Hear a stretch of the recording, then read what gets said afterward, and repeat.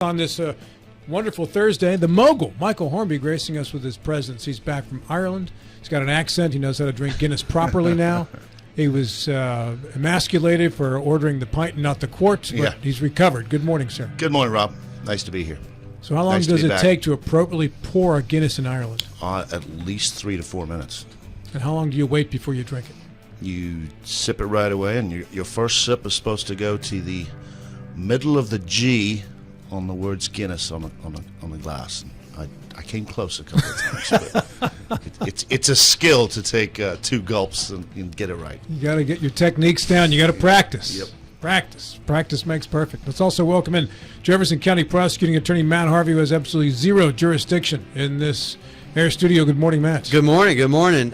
So, did you order a liter of cola or?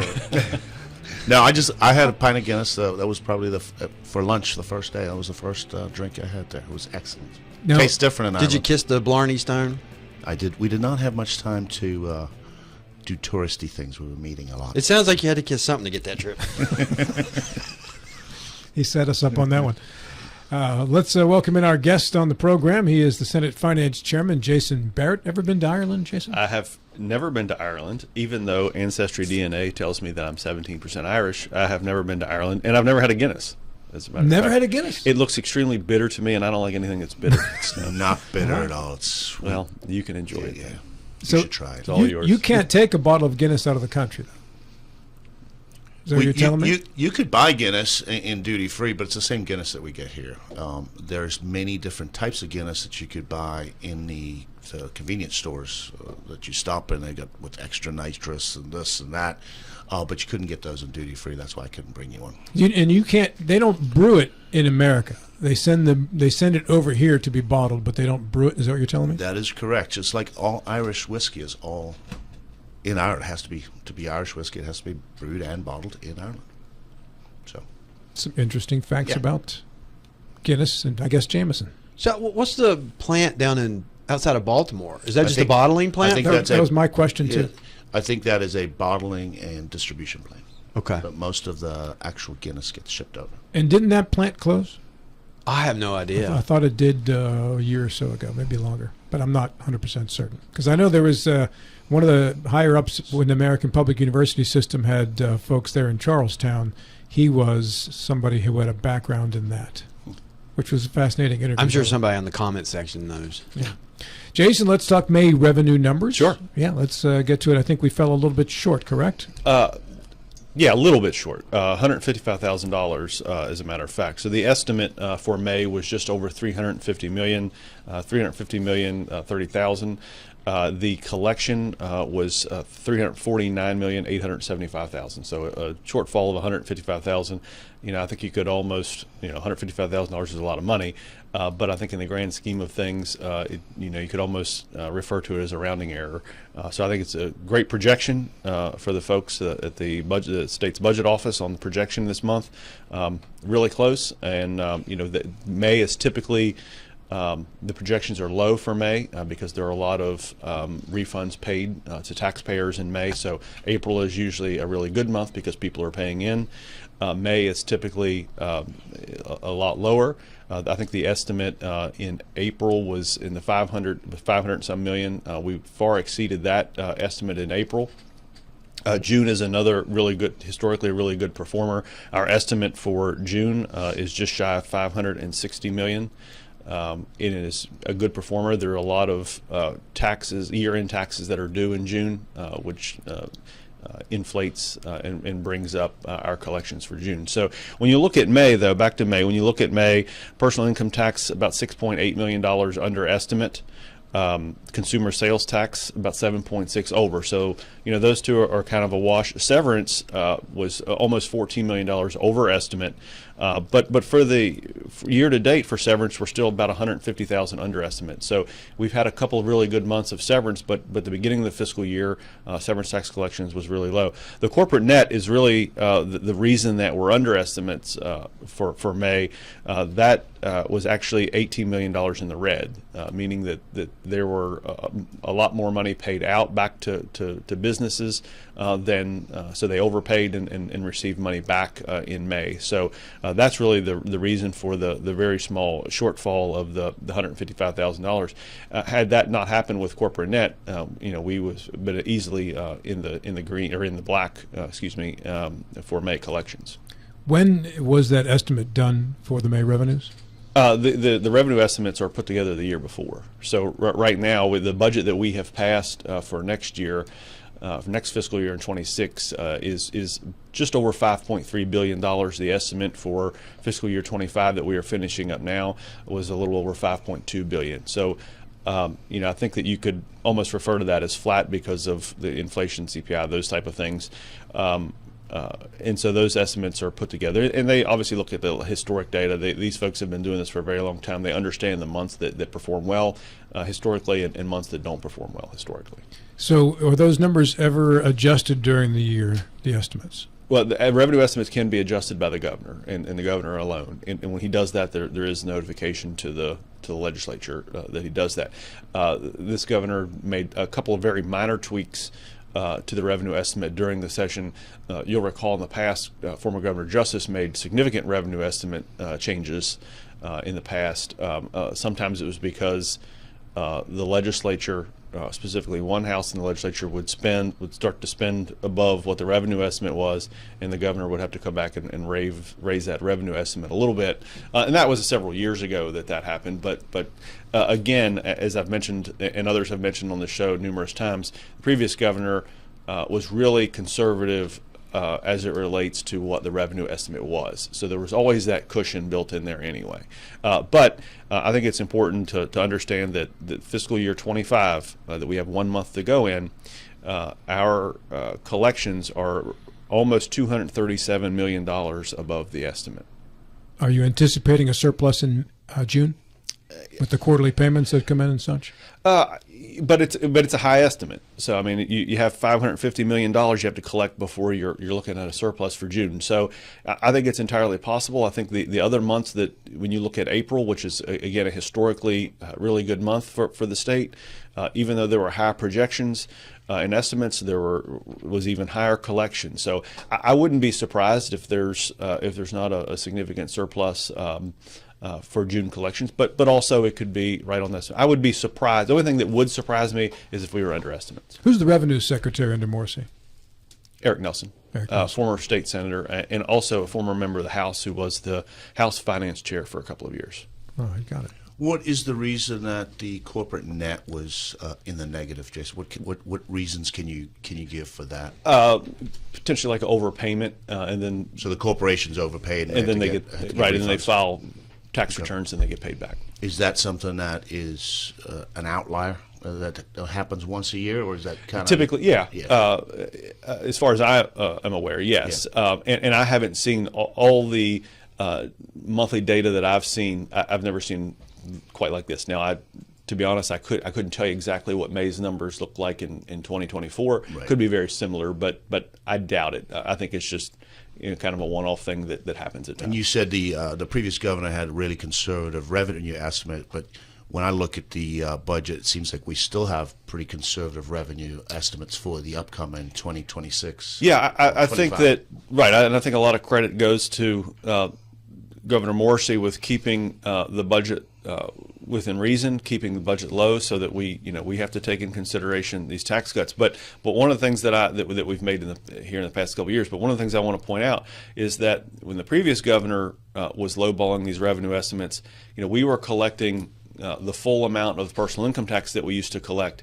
We are now have cut personal income tax by 27.25%, and we're still collecting in the same amount of money that we were collecting before the tax cuts. So I think that's important to understand, and that's why, because of those cuts, that's why I've said in the past that you're probably not going to see, these billion-dollar surpluses anymore.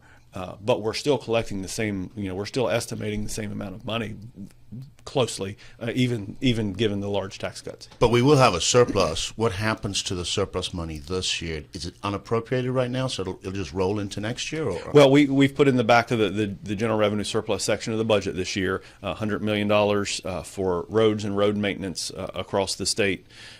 We've put in there are a couple other back of the budget items that are And we put money back for personal income tax. Well, that was and that was not done unappropriated? in the general revenue surplus, but that was so.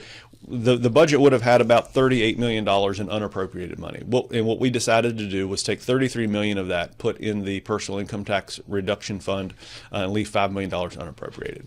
Okay. Yeah. So of the just over $5.3 billion projected budget that we have for fiscal year 26, and those revenue estimates again are set solely by the governor. $38 million of that we essentially didn't spend. And does that $33 million that you're putting into the personal income tax reduction fund go into the same fund that the 400-something million was in that was initially set up? Yeah, and that fund was originally set up so when there was a cash flow issue with giving payments and collecting money slow. So it's really an account to deal with cash flow issues. But in the past, when we did these large tax cuts, there were people concerned that we may be getting a little over our skis, that maybe these tax cuts were too deep, and that there could be a revenue shortfall in the future. So what we decided to do was put some money into this personal income tax reduction fund, which was an easier place to pull it out than the rainy day fund. And that's an interest-bearing account. I believe it's actually making quite a significant. Yeah, it has. Money. It does make money, and obviously 400-something million tends to do that. Yeah. Well, provided that Rather the stock market does what it does. You're right.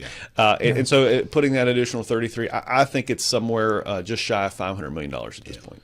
Okay. And when have you had to go into that fund at all on a monthly basis?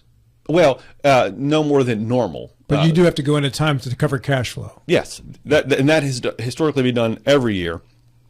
But the additional money that we've put in, because there was that $50-60 million balance in there, and then we've put additional money, we've never had to tap into the additional money that we've put in. Right. When you have to use that to cover cash flow for 1 month or another, are you obligated to pay that same amount back? Mm-hmm. Yeah, and that's always been done. To my understanding. And we haven't had to tap into the rainy day fund since, 2017 or something like that? I believe it was 14, 15, 16, somewhere in there. Yeah. I don't believe in 2017 was the first year of Governor Justice, where he came in with these big tax increases and all these different things, and the legislature shot that down, and then we ended up going back and passing a budget that didn't include any money from rainy day. Do you have the rainy day A and B balances? I don't. It's over $1 billion. They're still Each? Performing well. No, in total. In total. And 1.3. Yeah, it's well over $1 billion at this point. We have one of the healthiest rainy day funds in the country.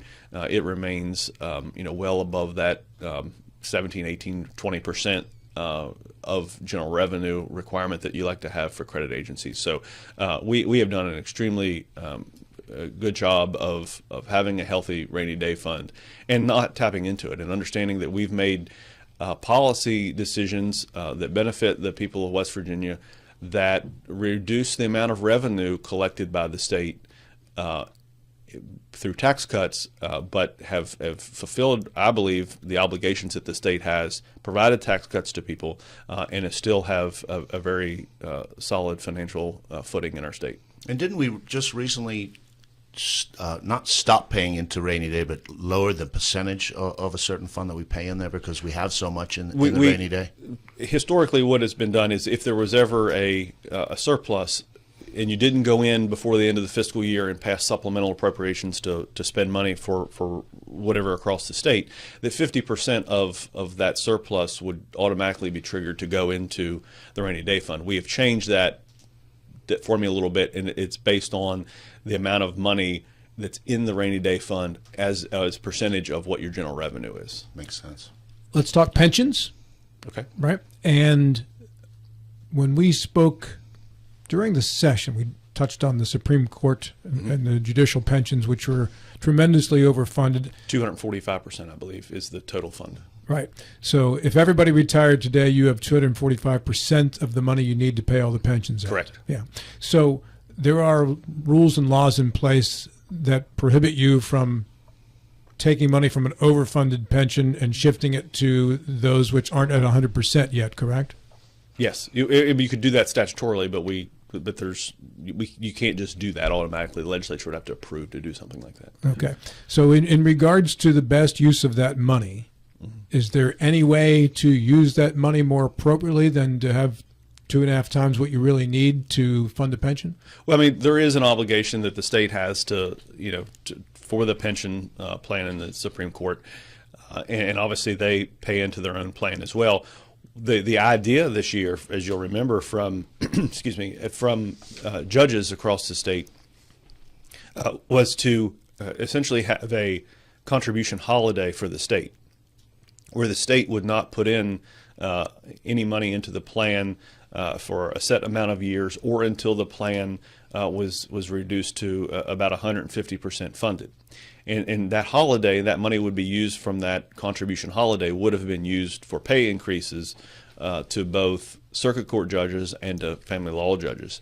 And not magistrates, right? Correct, if I remember correctly. Right, because they're not in not part of that plan. They're not part of the Yeah. judicial retirement system. So I thought it was inappropriate to use the fund of our judges across the state to take that money and use for pay raises for magistrates. I thought it was inappropriate. But you'll recall the governor vetoed that bill. Yeah. So we're back on track with doing the things that doing it the way we've always done, where that contribution will be made.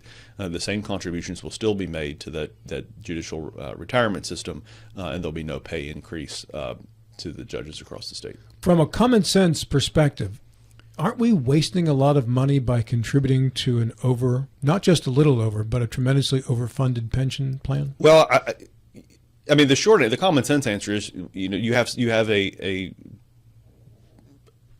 fund within the government that is way overfunded. So, I think that doing things like the pay raise, because when you look at pay raises for circuit court judges and family law judges across the country, when you look at their wages and you factor in all the territories of the United States, which come to 55, 7, whatever it is, West Virginia ranks 53rd in pay of those judicial officers. And without sounding harsh or critical, I don't think any of us that would ever have to go before a judge. I don't think that you want a bad lawyer to be your judge, and I think that you have to pay them appropriately. I don't think we do that in West Virginia. I think that we need to do a better job, specifically as it relates to the circuit court judges and the family law judges. And those family law judges, I think, Matt, you probably know this better than I do, I think they make around $103,000. They are woefully underpaid when compared to surrounding states. And so this was, I believe we were doing a $10,000 increase one year, a $5,000 increase the second year. The circuit court judges would receive 5 and 5, and then both the intermediate and the Supreme Court would 5 and 5. And there really wasn't, so that the listeners understand, there really wasn't this great appetite to do the 5 and 5 for the Supreme Court and the Intermediate Court of Appeals. However, you couldn't have circuit court judges making more money than the Intermediate Court judges or the Supreme Court. So they were really, and there are only 8 of them anyway. So it was just appropriate, I thought, to give them a bump so that they were not making less than the circuit court judge. Mr. Harvey, any comments over here? I think you can make the same argument for prosecutors, Mr. Barrett. Who didn't see that coming? Hey, no, look, our judges, our whole criminal justice system is, with the amount of abuse and neglects that are coming into the system, and we could have more if we didn't have a shortage of CPS workers, which I know the legislature's focused on trying to rectify that issue, and they've made progress on that. So it's the whole system's burgeoning, and there's a high burnout rate. It's the toughest work, especially in abuse and neglects, emotionally, to deal with. You see these terrible things happening to the most vulnerable of our populations, and provide some relief financially. It just shows it means something. It's more than a few extra bucks in your bank account, but it just shows a respect for the tough work that our judges are doing. Fair comment. Yeah. I want to ask you a question that Ken Mattson propped up in the comments section, and that I'll rephrase it in regards to the data center bill. Did you get did you get the best deal you could have gotten for Berkeley County? I think we got the best deal we could for all counties across the state, so the short answer is yes. And the 30% number gets thrown out all the time, that we are going to receive 30% of the money that we would have received, and that's not accurate. It's actually more like 75%, because, and I know this math gets convoluted because the school aid formula is convoluted, but when the local share is increased because of tax revenue collection, that means the state share of the school aid formula is reduced about 85 cents on every dollar. And so when you look at this 30% now that is getting paid to the counties, that is going to the county commission directly. That is not going as ad valorem tax to the county as a whole, where a big portion of that goes to the school system, which would ultimately reduce the state share to that county school system. And so that's why the real number is more like 75%. And that's 75% provided that no other county gets a data center, because the way that we have set this up, and that I fought extremely hard for in the Senate for, was that increase for the situs county, meaning the county that the data center is located. They'll receive 30% of that paid directly to the county commission. But there's also 10% that is paid to all counties per capita. So when there are data centers that go in Mason County that are 3 gigs, and there are large data centers across the state, 10% of that revenue will be distributed to all counties based on population, and 7% of that 7% of that money will go to Berkeley County because of the population. So they're going to get 75%, provided there's no other data center anywhere else in the state. But when other data centers come online in other areas of the state, the highly populated counties will do extremely well. All counties will get some portion of that, but the counties that have high population will receive a good chunk of that pie. Per capita share. And I think what Ken was saying is, when it went through the Senate, I think Jason, they had it at 40% for the counties. Yeah. The House is the ones who really took it back to 30 and did the 30-10. Jason's committee had it at 40-10. I believe, but we just didn't have the votes to get there. The severance tax has been around for a long time. We've all collected that for a long time. That's been 10%, so that's where we got that 30-10. I think it is the best deal for Berkeley County in the long run. I think the commissioners realize that now too. Does 30-10 match the severance tax? Is that the? No, not necessarily. But the 10% does. The 10%. Okay, yeah. So that makes a lot of sense. 40%, there wasn't going to be the 10% distribution. It was around 40 and 5. 40 and 5. As it left the Senate, and then when it went to the House, they changed it to 30 and 10. Yeah. Jason's going to hang out for the rest of the hour with us as well. And, of course, Matt Harvey and Mike Hornby return. We're going to talk about Ireland and economics in West Virginia upon the commercial break's conclusion. Co-hosted today by the mogul, Delegate Michael Hornby. He is the House Caucus Chairman. good morning. Glad to be here.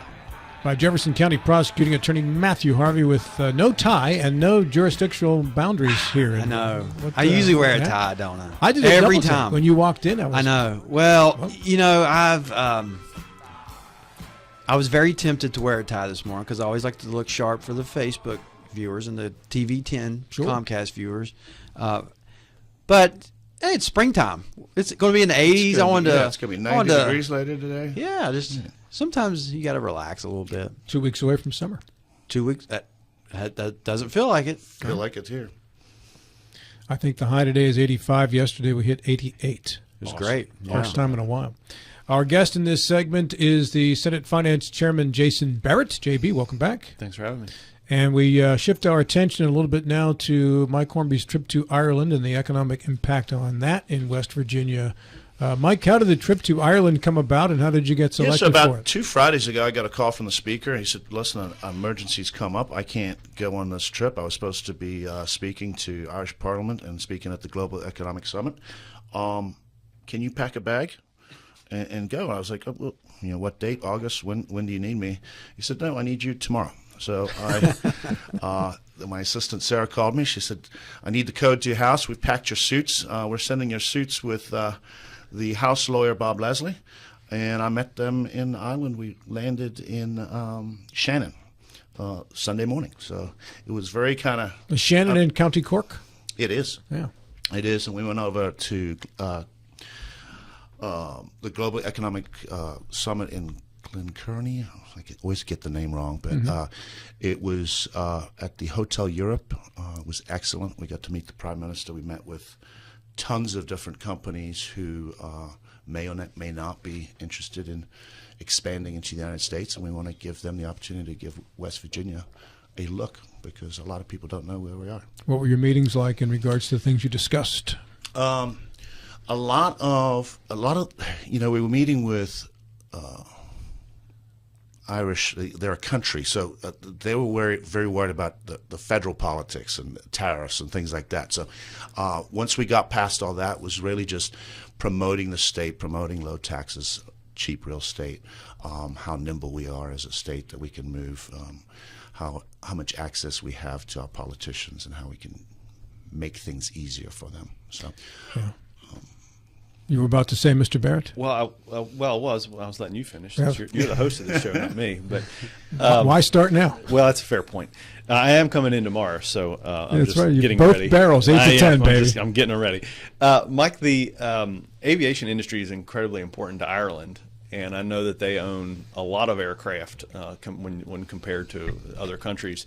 Is the aviation industry something that they would be looking potentially in West Virginia? We have obviously a lot of airports, and certainly a very nice airport here in Eastern Panhandle. Is that something that's kind of on their radar for West Virginia? I think when we started the West Virginia Ireland Trade Commission 2 years ago, that is exactly kind of the industry we were looking for. I know Marshall University and their training program, not only for pilots but for mechanics and what they're doing there, really interests the Irish.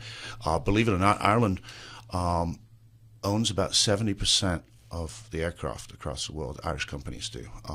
They're some of the biggest leasers of aircraft. Ryanair is the largest airline in the world. So we had a lot of meetings with people regarding airlines and leasing, training, manufacturing facilities.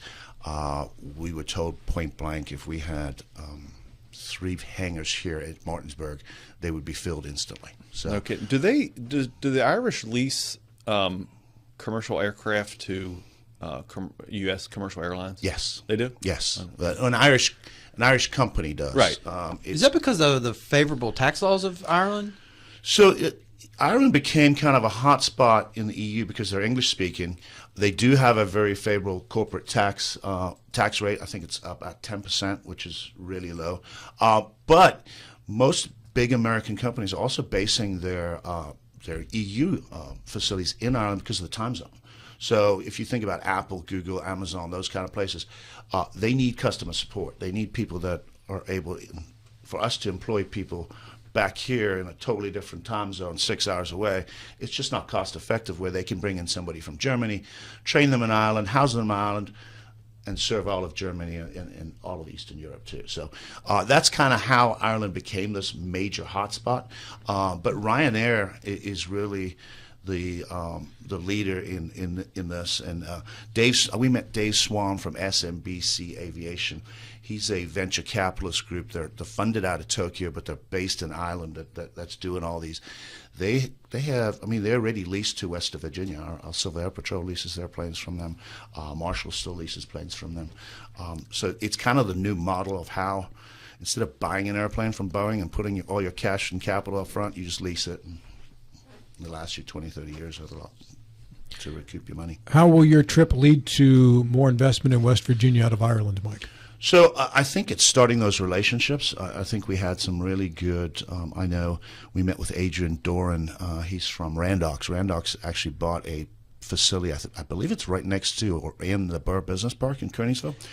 They're going to have a major manufacturing. They have a presence here already. So they're not manufacturing yet. They're waiting on FDA approval, maybe we can get if somebody from Shelley Moore's office is listening, maybe we can get some help there, and that'll be a great manufacturing facility. It's a biochip tester. So what that means is this biochip can test your blood for 600 different diseases and indicators, and it can be more of a preventative type of medicine, which could save a lot. Is that being used in Europe at the moment? That is being used in Europe. They were the leaders out of Ireland for the EU in COVID testing, and that got them the research and funding to do this biochip, and they've really expanded.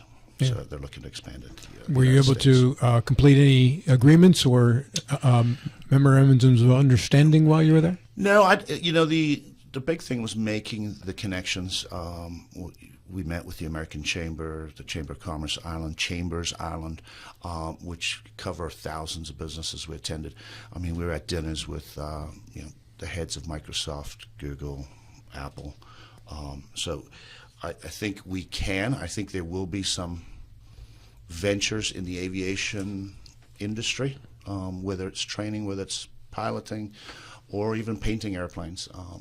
I think we also got to meet with people that manufacture hangars too, that have become a little cheaper. They used to be about $80 million for these giant hangars, but they're down to about $35 million. So all those kind of relationships. We do have some bills that we want to run. We did meet with a company named Allison, which I thought I was going to talk to Matt about it. This company graduates 7,000 people every single day in some kind of certificate, and they do it for free, and it's all online. And they've worked with countries around. What are you saying, Mike? What do I do? Well, here's the thought. They've worked with law. They've worked with countries to, when say a judge is doing parole or doing a sentence, instead of a elongated sentence or a long parole, they can say, hey, listen, you need to take 3 courses a week of this program. Oh, that's a great idea. Whether it's training, whether it's, if you think about it in just in state employees, the training of the HR, all that kind of stuff, and they do it for free, 100% free. Well, so Allison is the name of the company. We're going to have them out to West Virginia to do a presentation to judiciary to show the cost savings to a state, as well as not only in your jails and things like that, but to your employees. It could be really groundbreaking, and there are countries that are doing this and having great results. Ireland's #1 in education too, so they have really made an effort in the education steps. They have the highest amount of kids going to college and finishing college and having one of those biotech or great engineering degrees. So there were lots and lots of meetings. We had about 21 meetings a day. Which a day? A day. Which, if you think about it, is every half hour. That's about 10 and a half, 11 hours of meetings. It was intense, high pressure, got to meet a lot of people above my pay grade, but I think I represented well. I was just myself and smiled and waved. You discussed some higher education partnerships while you were there? We did. We met with Don. I want to make sure I say this right. Don Dock Institute of Technology. They're currently working with Marshall and with the Bridge Valley Community College. So they're doing an exchange not only of faculty, but students, where the students are getting credit. They're studying in Ireland. Irish students coming over studying in West Virginia, and they're studying these institute. The current ones are doing archaeology, but they want to look into cybersecurity and the broader tech. So there's many opportunities that we can do to maybe involve WVU and some of the other schools, Shepherd, maybe Blue Ridge. I know we're meeting with Blue Ridge a little later in the month about the aviation school we're planning on here. And is Ireland involved in that at all at this time? We are trying to involve them in everything. We've realized that they're very much interested in. They've realized that as a country, they can work with the feds, but the feds are very, very slow. And if they have identified that if they can work with states, they can get a lot more done a lot faster. They've also realized that there's a lot of Irish heritage within the United States, and Irish folks tend to, be very proud that they're Irish. So, Yeah, stick together, baby. Yeah, So Yeah. I think there's lots of opportunity. You mentioned there may be a return trip in August. Yeah, we've been invited back in August. It's legislators from all state legislators from all over the country have been invited back. I believe there's a NCAA football game that they're hosting in Ireland. They want us to go up to Belfast, which would be really interesting. So that's Northern Ireland. We've included Northern Ireland in the trade agreement, which is really important. Steelers playing Ireland this year. In September. Are you going, Jay? Steelers, Vikings. As of now, I'm not. I'm probably not going at all. I'm trying to hold on to this glimmer of hope that is probably getting shot down in the Facebook feed right now. Yeah. You had did you have anything for Mike? No. All right. But ask you about the hangars again. You said if Yeah. we had 3 hangars, they'd be filled instantly. I mean, What's that mean? With what? So there are companies, for instance, there's a shortage of painting hangars. So, like, To paint planes. to paint planes. Oh. There's a 2.5 year wait to paint a plane. What? The business model for these? Yeah, it's crazy. 2.5 year to wait to paint a plane. To paint a plane. There are companies that are just itching for the space. However, these hangars are usually owned or have a private-public partnership where the hangar is built and then the company comes in and leases it for long term. That's just the model that has worked around the world. It's kind of like the leasing of the airplanes. This is kind of what works. So we are looking for those private-public partnerships to maybe do something right here in Martinsburg as well as in Huntington and other places across the state. We have very good regional airports around West Virginia. We've identified that as a real positive for the future. Is there space Yes. here locally? Yes. Yeah, we met with Nick. We've had many meetings Nick with Deal. Nick Deal. And obviously, he doesn't have it in his budget to build us. He's working on the school right now at the end of the runway there, or the end of the taxiway, should I say. But we're looking big picture. If we can work something out, and maybe through some of these meetings that we meet with these venture capitalist folks in the aviation industry. There's a huge upside at this airport here in Martinsburg. There is, especially since we're basically 9 miles out of the Washington Metro airspace. The real estate and the rent is almost 1/10 of the price that it is in D.C. That airspace out of Dulles is extremely busy. It's extremely expensive. So we're just utilizing our connections, meeting people, and that's kind of what we're doing. You said the price of an airplane hangar used to be 80-something million, and now you can do it for 30-something? Well, it depends on what you're looking to fill in that hangar, right? So it depends how far you want to go, but there are hangars that we have identified that newer technology that they're using in Europe that are about half the price. So we definitely wanted to look into that. If we can save $35 million on a hangar, why not look into it and get those meetings? And you can a hangar that expensive obviously has to be really large, and that's something that extremely large planes Yes. would be able to go to. And with the runway length of Martinsburg Airport, you're allowed. Certainly a very large airplane would be. Air Force One lands Right. there, does touch and goes there all the time. So I think that is the airport across the state that makes the most sense, not only because of the location, but because of the size. And it's maintained by the feds too, because of the air wing, right? So if you think about those hangars that are there right now, those were built by the feds. Those can hold the biggest planes in the world. Imagine if we could have 3 hangars like that on our side, on the private side, that we could utilize for private companies that come in. And you make your money back on the lease rates? You make your money back tenfold. So this seems to be kind of an obvious place to make an investment. Well, I'm from Martinsburg, so why wouldn't I? I would definitely fight for that. There are many opportunities across the state, but I think this one is kind of unique, and our runway is really unique, and this location is unique. We've got lots of upside. Any idea how many jobs or what kind of pay that would bring? It would depend on the company, but these kids coming out of Marshall, and I say kids, these young men and women coming out of Marshall with either the flight degree are getting $100,000 bonuses immediately, or $100,000 jobs immediately. They're ready to either run an airport, fly a commercial airliner, or work on a commercial engine.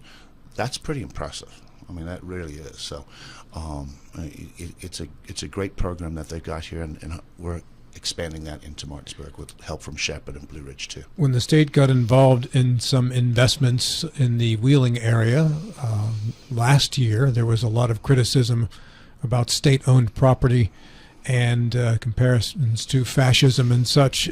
Is a state private-public partnership on something like this something that you would consider, Jason and Mike, going forward? Well, I don't think that you slam the door on any ideas like this. I think that what you have to do is you look at the return on investment, who that public partnership is with. Is it with the state? Is it with local government? Who is it with? I mean, if we're talking about 3 hangars at $35 million a piece, that's $105 million. That's a hell of a lot of money. So you clearly have to have the end user in place before you start this kind of construction, before you go down this path. And you have to understand what kind of money this is going to make. Again, is there ability for the local airport to, who ultimately gets that lease? Is it something that the local airport is loan the money to build those hangars, and then the local airport receives the lease money, and then they use that lease money to be able to make that payment back. Through the development office or whoever heads up this. So there are a lot of different ways I think to do it. I understand some of the complaint, but again, we have to look at the return on investment. Is this good for what? Does this employ people? And what is the benefit to the community? By making a large investment like this.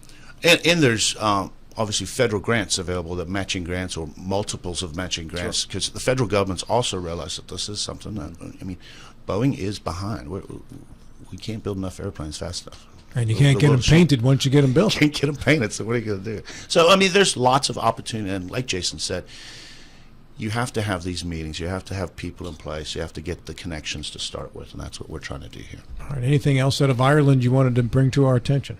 No, I could talk about it for hours, so I'm good. That doesn't make any sense. I've got too much information. How was the food? Food was excellent. I had a lamb shank that was excellent. Haven't had one of those since I left Africa, so that was very good. The Sunday roasts at the pub. On the first day, we didn't have anything because we arrived at 7:30. So we had. How many hours difference is it there? 6 hours. So it was, or 5 hours from West Virginia, 6 hours from Chicago. The Sunday roast at the pub was very nice the first day too. But the food they treated us like royalty. It really was. There are people, delegates and senators from every state, most states there? No. Martin O'Malley, former governor of Maryland, was there. He was a keynote speaker one night. Didn't like his speech so much. Did you give him my message, by the way?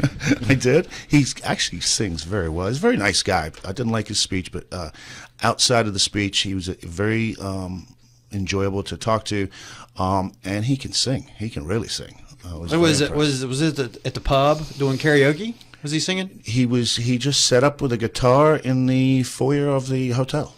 Oh, wow. And sang, and everybody sang along with him. It was actually pretty cool. Everybody throwing tips in the guitar box. No. And then Senator Kelly was there from, I think, Ohio something. I didn't really get to talk to him, but we really were the only state delegation that were there, and we were recognized and invited. So, that's nice. We were the first state to pass a Ireland West Virginia trade commission. So, and they were very proud of that. Now 23 states have followed us. So. All right, very good. Jason, you have to go to a meeting at 9:30. What is in this with the Jefferson County Planning Commission or the Commission? The County Commission. County Commission, okay. Any idea what's the latest on the bottling plant situation there with Sidewinder? Well, and that's what I think that there's litigation going on that Sidewinder has filed against the Planning Commission. I don't know any of the details about it. What the County Commission has asked me to do today is come kind of talk about some of the ideas that we had that Senator Rucker and I and Delegate Funkhauser and others worked on that our constituents ask us to do in Jefferson County to give them some assurance and give them some peace of mind that their wells aren't going to be run dry in the Middleway area. So what I'm going to talk about is one of the strike and insert amendments that we passed out of Senate Finance that ultimately failed on the Senate floor. But so they're just kind of want an update on what our thought process was and what that legislation would have done had it been enacted. And I don't know what they plan to do with that information, but they've asked me to provide it to them. All right. Any idea if this is a project that's eternally on hold? Is the State Economic Development Office looking at this closely or interested in it? I don't think that there are any incentives that are coming from the Economic Development Office or anything like that for this project, for this proposed project. So I don't know how much that's on their radar. And I've talked to them in the past about it. They're aware of it, but because I don't think there's a lot of involvement from them as it relates to this project. All right, and I want to give you one last chance to help clarify for Eric in our Facebook section the 75%, 30%, and 40% with this tax revenue for data centers, the county's share and the state share. Well, I'm going to say this is not Eric's fault because it is complicated. It is confusing. There was one comment that the county is going to receive 75% of the 30%. That is completely incorrect. It is going to receive 75% of the money it would have collected if this bill did not pass. And so, but what I want to make sure that people understand is it is not 30% of the revenue they would have collected. It will be 75% as it relates to the amount of money collected if the data center is in that particular county. They will receive additional money on top of that 75% from the 10% that is paid to all counties on a per capita basis for data centers that are anywhere in the state of West Virginia. The reason that it is not, the 30 and 75 discrepancy is that if when the county receives ad valorem tax, when they receive property tax, that amount of money that is collected is used in the school aid formula to determine how much state aid the county school system gets. Because this 30% that is paid to the county is not subject to go to the school system, the school aid formula is not adjusted so that the amount of money that comes from the state aid to the county is not reduced by the amount of this tax that is going to be paid to the county. That's why the county will actually receive 75% of the money it would have received without this bill. That makes sense to me.